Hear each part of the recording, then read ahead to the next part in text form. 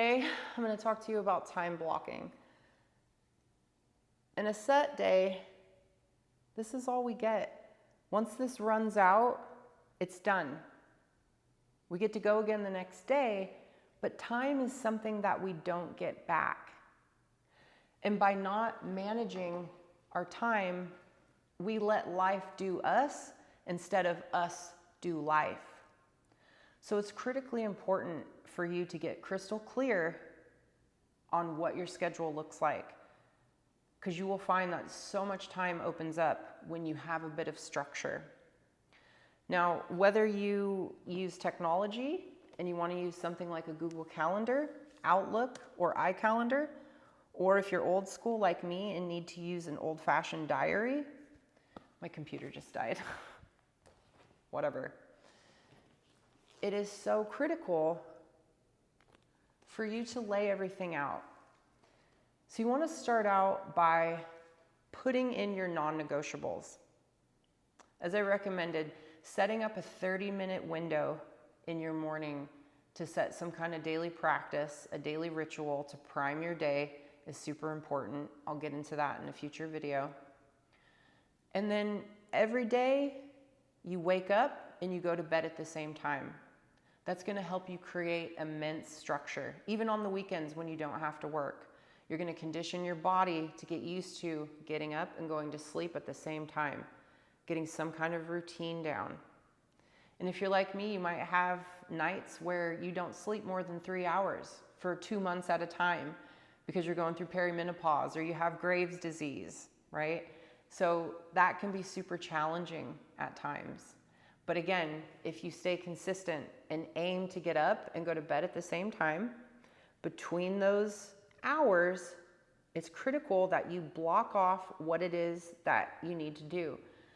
So your non-negotiables, going to work, going to school, putting in your weekly meetings. Do you do jujitsu? Picking up kids from school, putting all of those things in.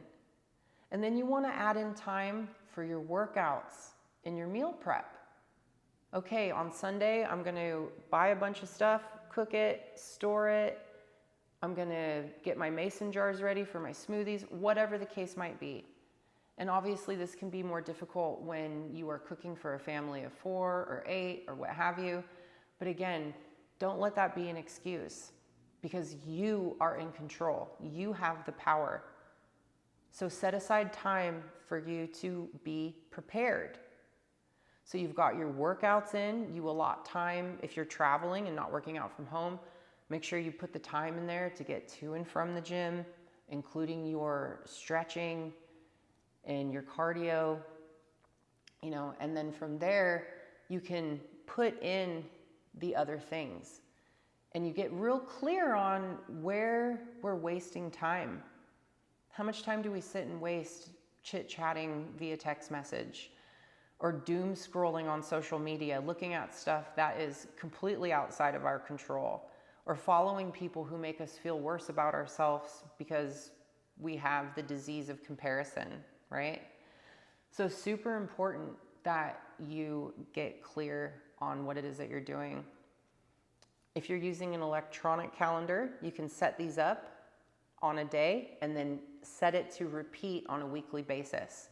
And you can also color code them as well, if that's something that helps you in terms of processing. Otherwise, you could be like me and use digital as well as a diary. But again, this is a really important tool to help you take back your power and feel like, oh, there's not enough time. Yeah, time is short and time is valuable. So stop wasting it on people who aren't lifting you up, who aren't giving you something in return, right? So get structured, go to bed, wake up at the same time every day, plan, put in all of your non-negotiables, family time, your weekly meetings, school work, and then put in your workouts. Put in where you're going to prep. You know what I mean? This is going to put the power back into your hands.